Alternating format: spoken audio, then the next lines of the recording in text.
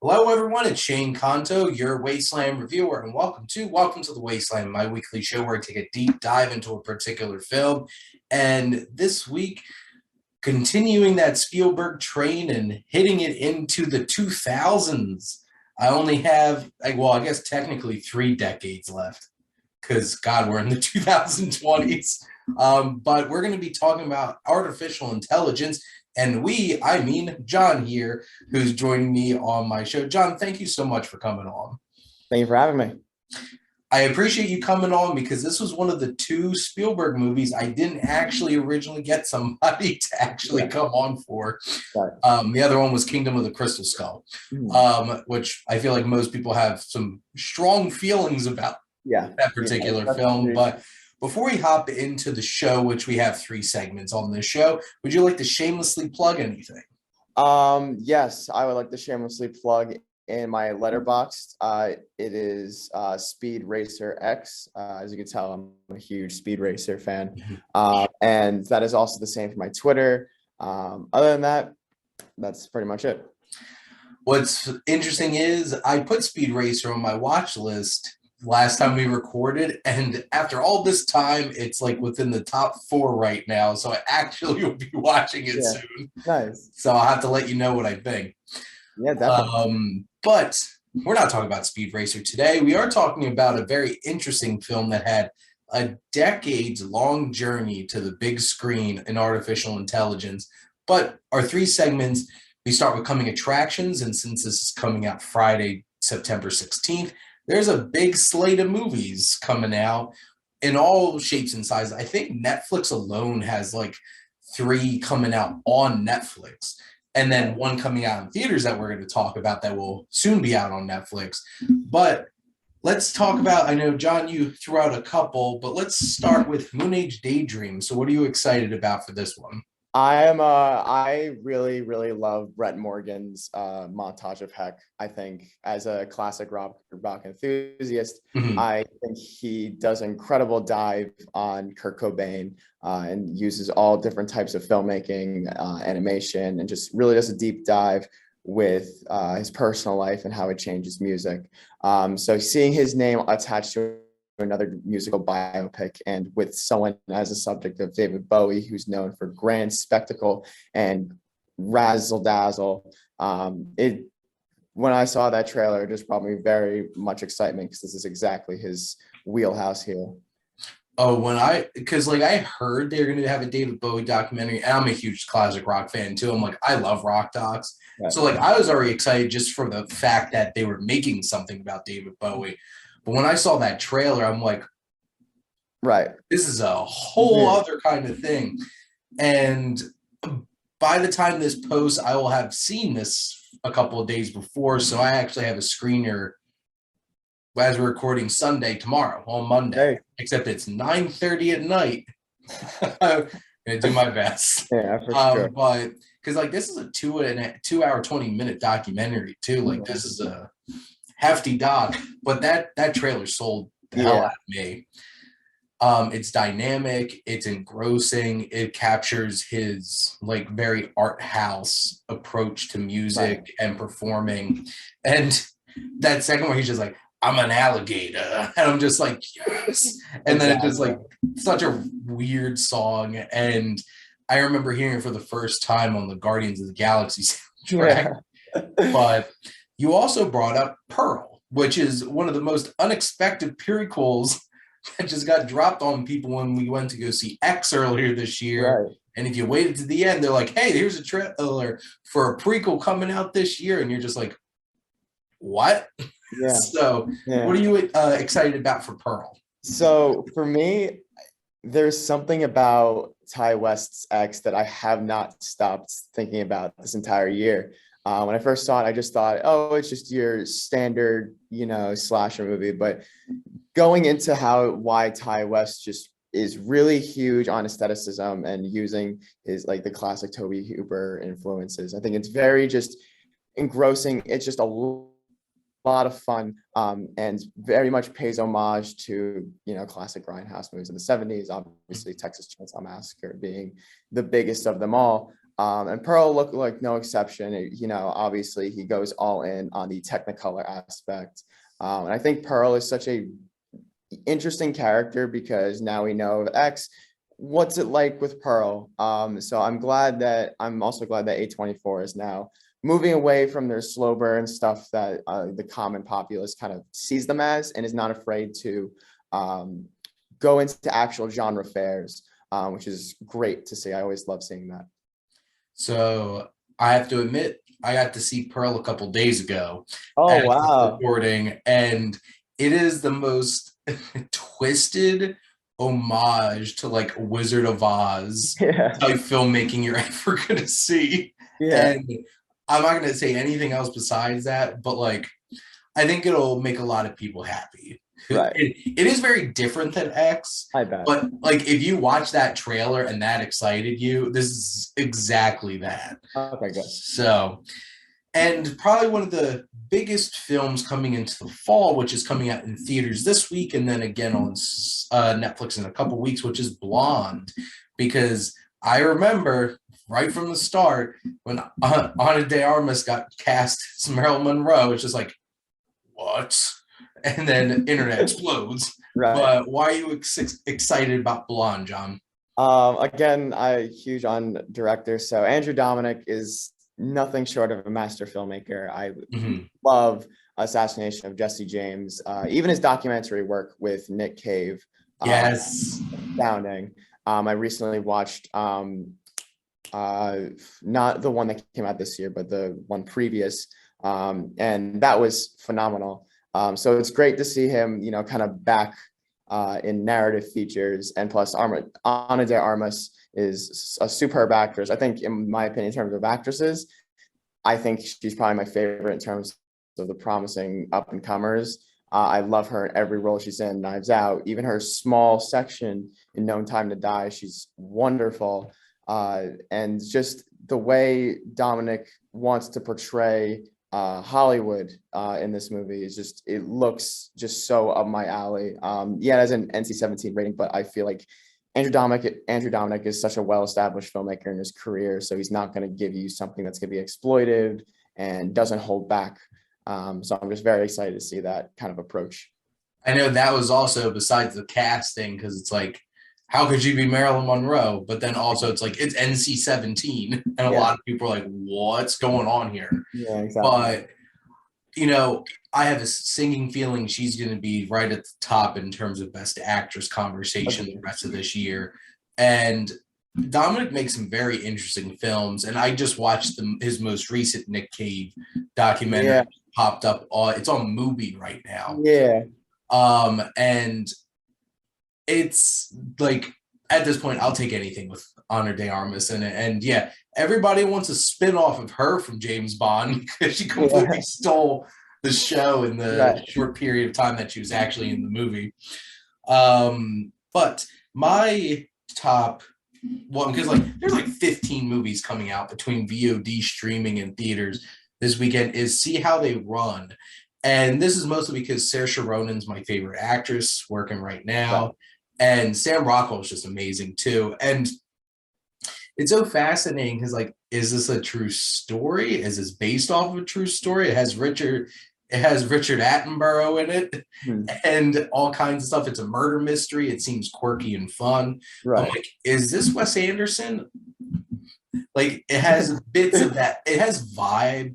Obviously, it's not colorful enough to be the Wes Anderson movie. Right. But, it seems to have that dry, fun kind of wit to it. And I'm pretty excited about it. Right.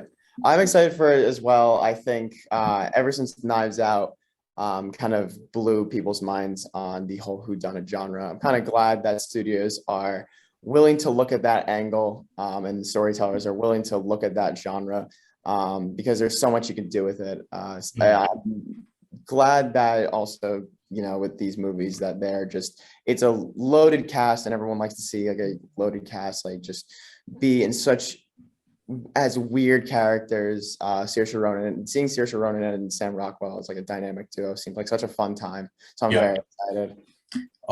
very excited. This is a pretty exciting weekend. honestly, coming up with a lot of great content coming out. So hopefully people go check out, whether it's going to the movies, hopping on Netflix, going on VOD, checking out a lot of stuff this weekend. Exactly. But shifting gears into our feature, which is artificial intelligence. And to give a little bit of backstory that I wound up looking up. So this is based off of a short story. And apparently Stanley Kubrick got the rights to this in the early 70s and kept pushing it off and pushing it off and pushing it off because his idea was to have a fully computer-generated David, the main character, because he didn't think it was possible for a child actor to pull off this role. Exactly. Which doesn't surprise me. That's Kubrick thought so. Yeah, exactly. But because like obviously they definitely didn't have the CGI to make that work in the 70s. Okay. And over the years, it took until the mid 80s when he wanted to pass it off to Steven Spielberg. And they both stayed attached to it. They were working together on it. And it wasn't until Jurassic Park where Stanley Kubrick legitimately thought that, oh my God, we can do this. Right. And then he hated the treatment that they did for the special effects. So then it was like back to the drawing board. Okay. And Kubrick was lined up potentially to direct it as early as 1995, but both Spielberg and Kubrick went on to make other things. And then, of course, he spent all that time on Eyes Wide Shut and then passed away. Right. And even Steven Spielberg was potentially going to direct, like they're courting him for Harry Potter, potentially thinking about doing Memoirs of a Geisha, and even starting with Minority Report before this. But then he finally decided, like, well, I guess it's time to actually make this movie. Right. And then it's 2001 when Artificial Intelligence finally actually releases. But this is the story of humans going so far as to making child robots who could feel and love. But I guess the big question is, can we love them back? And we follow little David, Haley Joel Osment, who was like, I feel like this was like the perfect time to make this movie. Because like, well, after Sixth Sense, everybody's like, this kid. And he gets cast in this, and we go on a crazy journey where young David tries to find the blue fairy to turn him into a real boy, because apparently even Kubrick just called this movie Pinocchio. Right. So, John, with all of that intro, what interested you in coming on for this particular episode? So, I've always thought for a very long time that AI, artificial intelligence, is my favorite Spielberg film. I love it. Kind of rejuvenates every time I rewatch it. It rejuvenates my love for Spielberg. He's such a master of the craft. And AI is kind of just everything I love about his movies all into one. You have that Spielberg magic. You have the just absolute dynamite special effects that make everything look ginormous in spectacle and scale. But at its core, it has such a heart about, David finding the blue fairy and having his mother actually love him and treat him like a child. Even if he has to go so far as, being submerged underwater for thousands of years. Yeah. But it's so rooted in that heart for David. And I think that's such a very powerful feeling. It just feels as personal as E.T. was, Spielberg not being taken as seriously as other kids when he was growing up. And and in kind of that broken family aspect. And it's fascinating because this really, and I gotta preface this, speaking as a robophobe, I would be terrified of this in real life. Right. But the idea of, and what Spielberg does such an amazing job, and Haley Joel Osment does such a great job of making David feel real. Oh, exactly. And, he is acting like a robot in some ways, but you feel it. You feel his emotions, and that, which apparently the short story is basically the first act of this film. Yeah. the whole story of like he comes into this family, which bad husbands from movies, just like, so our son's in a coma. I have a perfect idea. I didn't consult you on this, but I went out and got a robot child. Yeah. Just like, and that was going to end well. Yeah, exactly. And it's hard to watch, honestly, at the very beginning when the mother, who apparently potentially like Julianne Moore was up for this role, and which makes sense after working on Lost World Jurassic Park with Spielberg before this, but like the mother is very adverse to this child, and it's sad. And then you spend that time slowly building it up, and that's a very powerful scene with the bonding, with like the series of words. And the second that David calls her mommy, it's just like, that clicking moment. But like Frances O'Connor and Sam Robards, who play like this couple, this is, and like you could tell this was such a smart short story, because basically you have a whole entire arc of a story in the first third of this film. Right. And then everything else on top of it's just like this crazy adventure that goes bigger and broader. But there's so many themes packed into the opening third of this movie. For me, I saw this on 35 millimeter just 2 years ago. And even every time I rewatch it, and someone brings out the question of, no way this was a Stanley Kubrick project at one point. I think in terms of the groundwork, story material, and kind of the coldness of the family, like not wanting to accept David for like willing to love him, I think there is some like hints of Kubrick in there, and same with some of his visuals, specifically in 2001 kind of parallels. But in terms of just all around heart and scale, that's all Spielberg. But it's definitely, I think it's weird to see those two clash, because they're two complete opposite sides of the spectrum in terms of themes and story structure and everything like that. In terms of the themes in the first 30 minutes, I think it's very well suited, that just the inability to love someone even after a tragedy, and what do you do when you already have so much love put into something when that thing that you lost is now rediscovered. I think those first 30 minutes are so beautiful and so perfect. And I think once you are introduced to Jude Law's character, it's just Spielberg ripping the rug completely from under you. Well, and it's so interesting because like their real human child, when he comes out of that coma, is such a little shit. Yeah. And he, like, obviously it's like, this is a child feeling threatened of like, what is this? Like, what is this in my life? And how those other kids treated David. And obviously, like, it's a movie. There's moments where it's just like, of course the family didn't see them being a jerk to David, but there's some scary moments of like the falling into the pool. Yeah.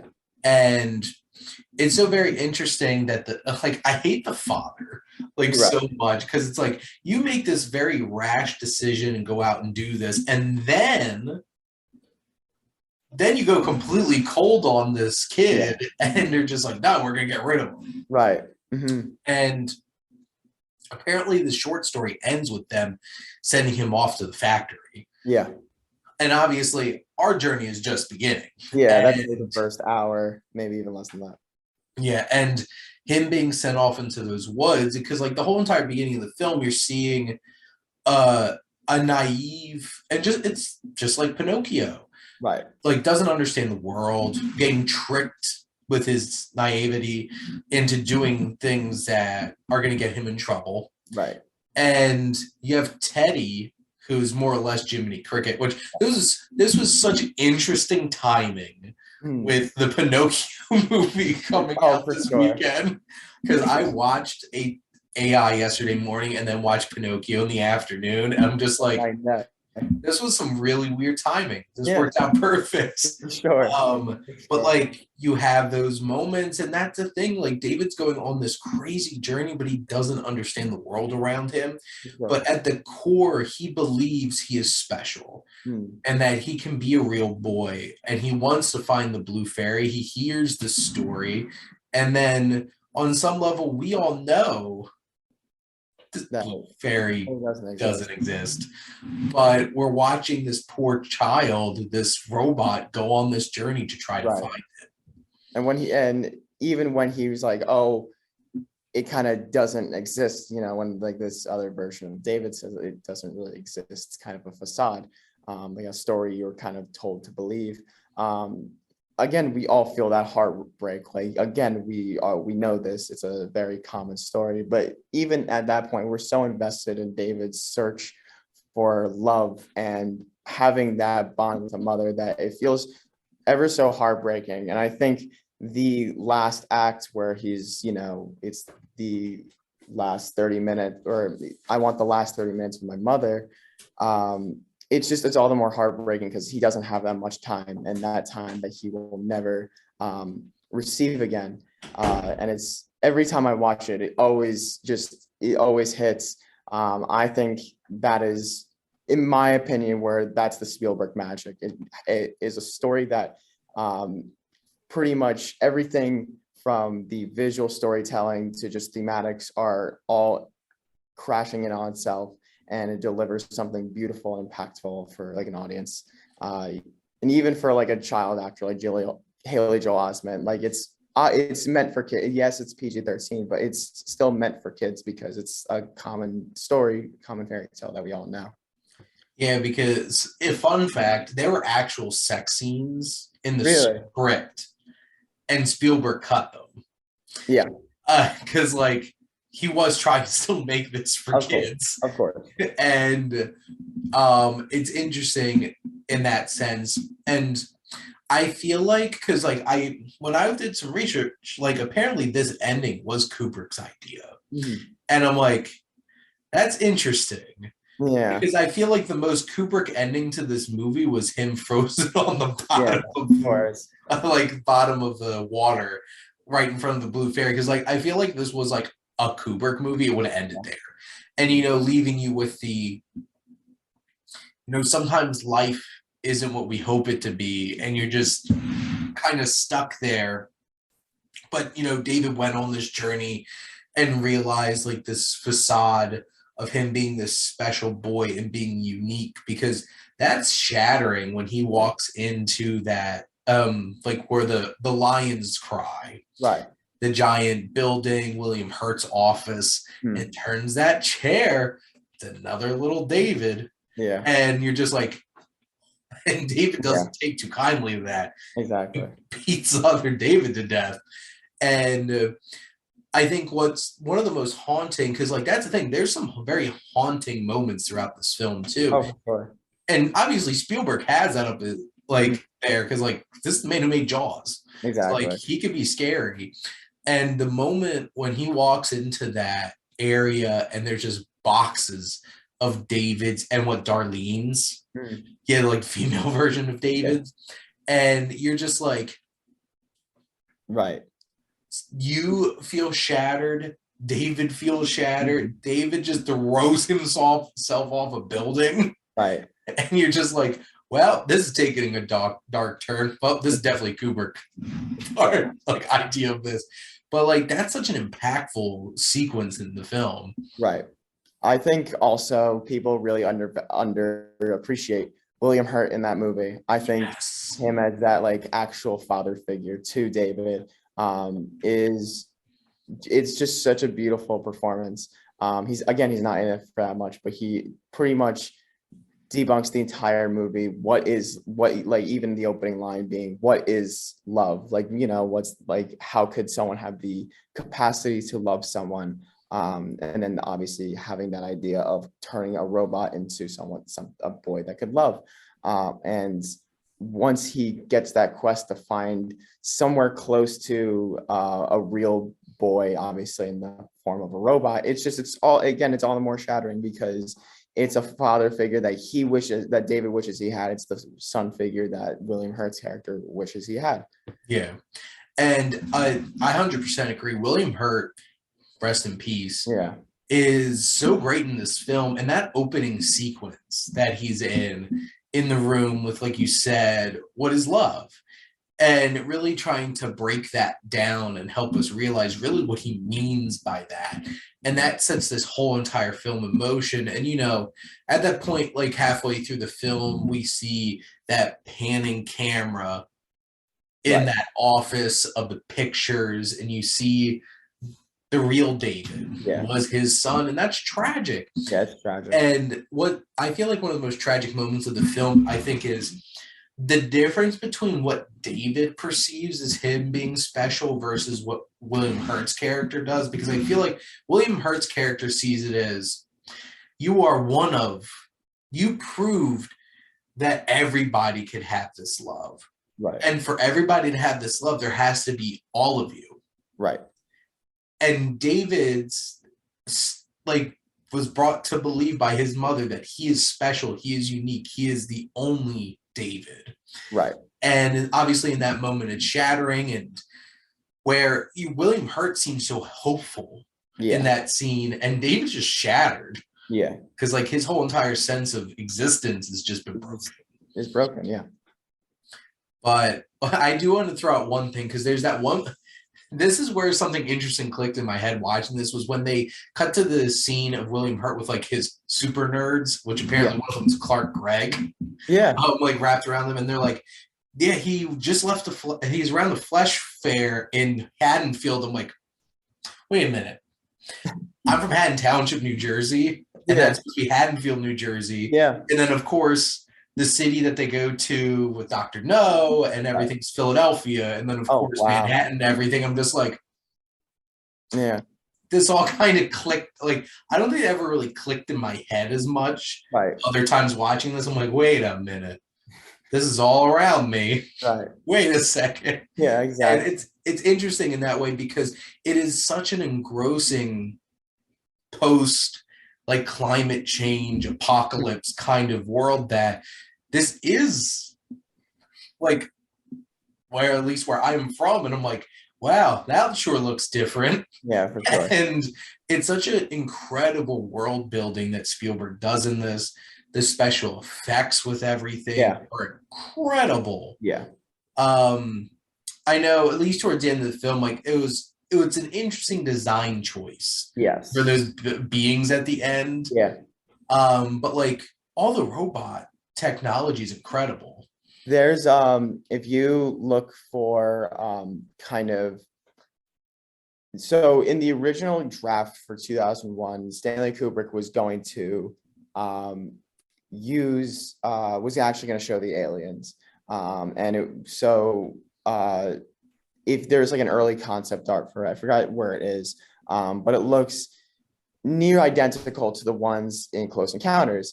So that's kind of where he kind of got that, kind of paying Kubrick an homage to that, which I think is very, very cool. I also think the special, when Jude Law's character and Haley Joel Osment, they go in and find Dr. No, and they're, hijack that person's car, and then unveils that bridge, and then everything up to it. It just keeps your jaw dropping. It's just how can you top that? It's incredible. It's unbelievable. It's awe-inspiring, and I think what's so impressive is this film doesn't feel like our world. Oh yeah.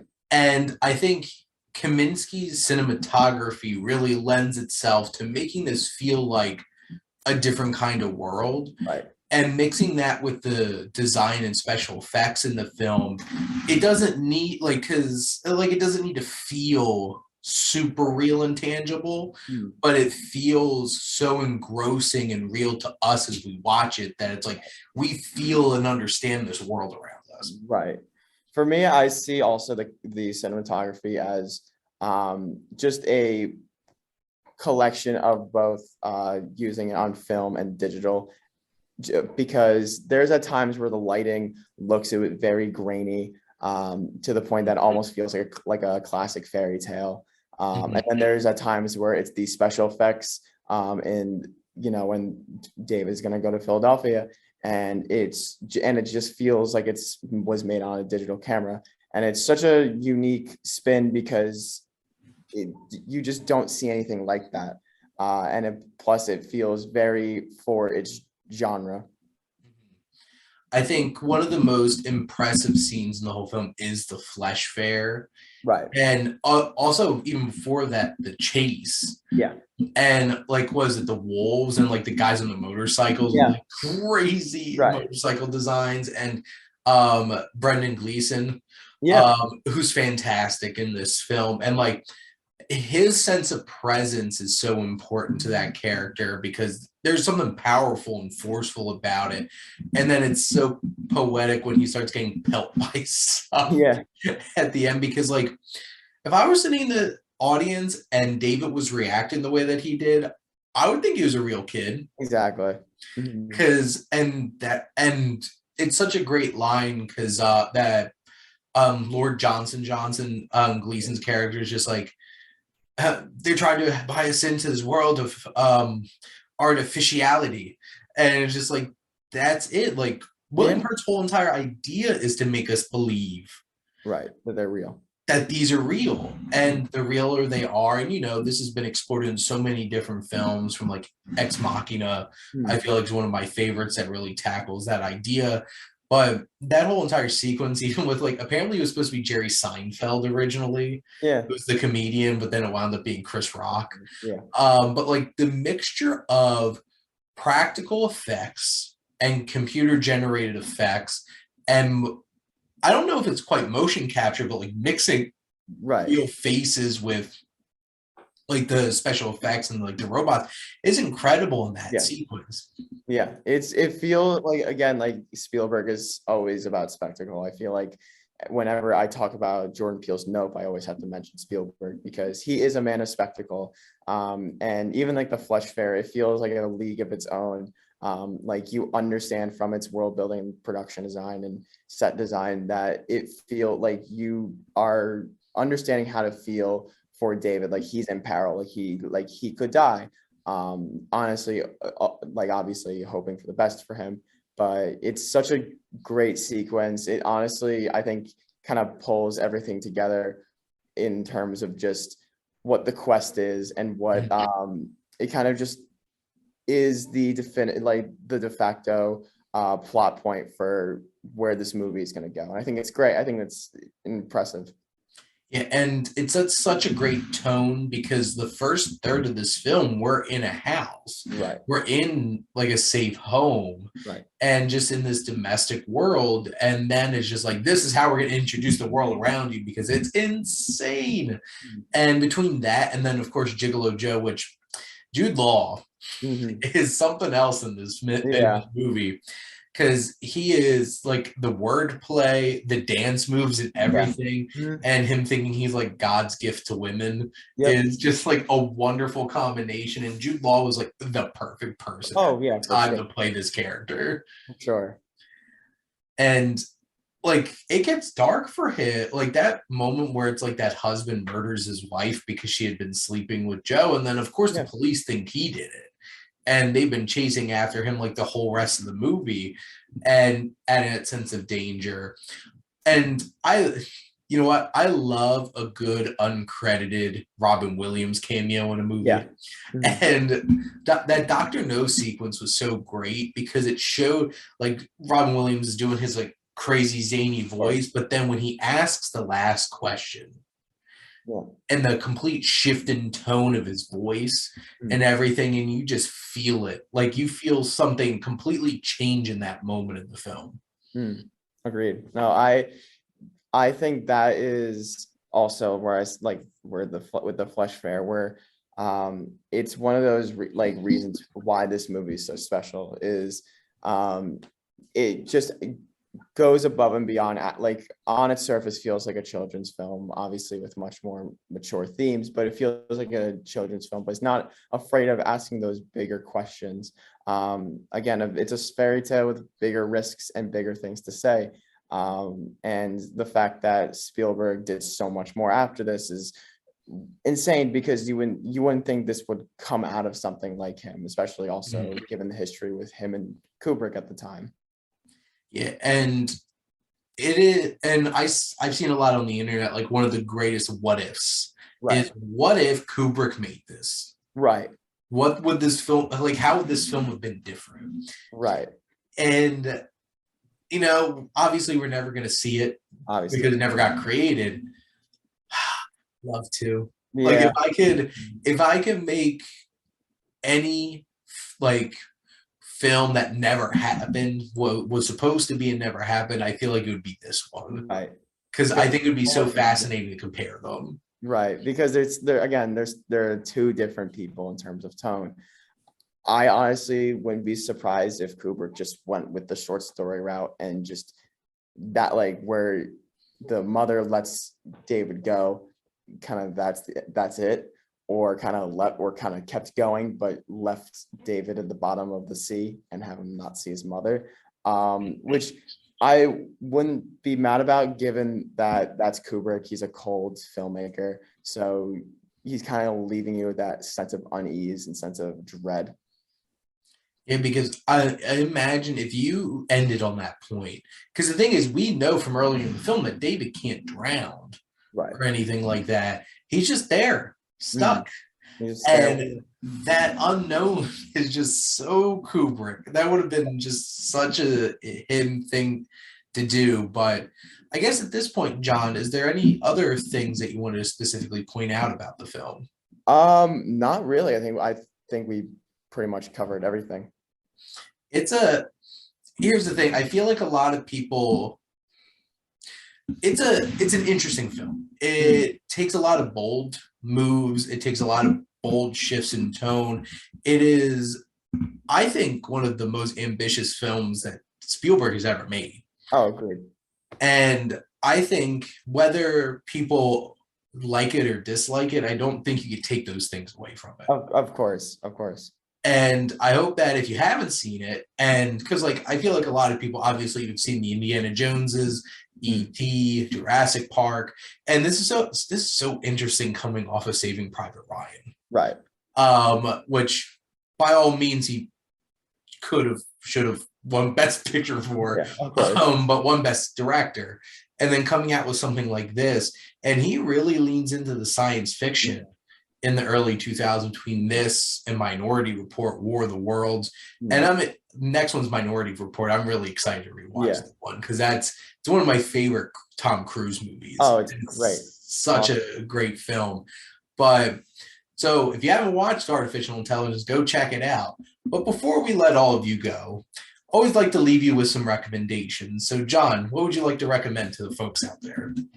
So since we're kind of near the fall, we're kind of near October season, which is obviously Halloween. I kind of want to throw out a recommendation. I feel like it's definitely a cult favorite, and it's growing by the masses when I mean a cult favorite. Peter Bradley's Exorcist III. You kind of need to watch the first one. I think the first one's a classic. Which you should watch anyway. So yeah, of course. I personally think the second one is very crazy and over the top, and I enjoy it. But I think the third one is it's a true sequel to the first one. They had referenced nothing from the second film, so it doesn't really matter if you've seen it or not. It is a detective story about the Gemini killer. That is kind of walks among the cops of the cops that were there that night with Reagan and everything. And it's really interesting to see it go from a kind of detective story to straight up horror. Brad Dourif is in the last act, and I think that might be my favorite performance from him. He just has so much range, and it's everything that he's done within his career, from Child's Play to just anything he's done, just all up into one performance, and it's great. It has some incredible imagery in there. I added in my watch list because I've only seen the first one, and like looking at this, like I'm a huge George C. Scott fan. Oh, he's great. This is one of the greatest actors period. Yeah. And Brad Dourif, I feel like, is one of the most underappreciated For sure. actors. And like even from like something as slimy and disgusting as Grima from Lord of the Rings, and somebody so empathetic in One Flew Over the Cuckoo's Nest. And like, of course, so many people know him as Chucky, which I'm so glad they brought him back for the show. Oh, that made me so happy. I watched the first season and I thought I need to continue, obviously, but the first season, it was great. It was everything I wanted from a Chucky show. And he was always excellent. And so going along with that, honestly, because, you know, I feel like September is where it really starts kicking up. People start thinking about Halloween. And like, obviously, even the film studios are, because there's a lot of horror coming out in September this year, between Pearl that we talked about and Smile that comes out the end of this month. But one of the ones that I want to recommend, which I got to see this a couple days early, was Barbarian. This movie is crazy. Don't say anything because I'm not saying it. I haven't seen it and I'm going, like, I know nothing. Everyone's been telling me to go and knowing nothing. And I'm hearing it's all about like people are comparing it to Malignant. And that's what really raised my attention. I didn't think about that, but it definitely has that kind of just to the walls kind of just ridiculous thing about it. This is just straight up recommendation. I'm not telling you why you should see it. This is just check this out because correct. I had only seen, they only really released a teaser trailer. Right. Because like they didn't even show like a feature length, like a full trailer to this movie, which was the smartest thing they could have done. Because in contrast, you know, with The Imitation, did you wind up seeing that? Yeah, I did. When you watch the movie, you realize the trailer, 2/3 of it's the third act of the movie. Yeah. And you're just like I'm sitting there watching this movie an hour and a half in, and I'm like, vampires? Yeah. And they're like, they gave away the whole entire ending of the movie in the trailer. And you're just like, wow, that's terrible marketing in hindsight. But no, Barbarian, don't look up anything. Just go in, watch it, and just appreciate the ride that you're going to go on. And another weird film that I want to recommend that I'm actually going to talk about on Rowan in the Wasteland, my podcast with Rowan, is Kajillionaire, which Rowan hadn't seen it yet. It had come out in 2020, just plopped in like the crazy cinematic wasteland that was 2020. Yeah. It is a weird movie, but oh my God, everybody in it's fantastic. Because like the four main actors in this, between Evan Rachel Wood, Richard Jenkins, love Richard Jenkins, Deborah Winger, and Gina Rodriguez, everybody's fantastic in it. And it's such a weird crime film. And it's even weird calling it that, because have you seen Kajillionaire? Yeah, I have. I loved it. I thought it was great. Yeah, and that was definitely, because what's interesting is first watch, I'm like, what the hell was that? And then over time, I'm just sitting here like, I love that movie, didn't I? Yeah, I think I did. Like, I might have to go back on the Letterboxd and actually change my rating. Because it's something weird, and it's some of the most unexpected, like, romantic sexual chemistry between two characters, between like Evan Rachel Wood and Gina Rodriguez's characters. Like, don't see that coming. And it's so odd. The whole movie's odd to begin with, but it's such a blast. So we just threw some weird movies at you. You should go check them out. Also pretty fitting because so's AI. So yes, exactly. Got weird this week. But John, thank you so much for coming on and chatting about artificial intelligence with me. Thank you for having me. And thank all of you out there for tuning in and supporting your Wasteland Reviewer.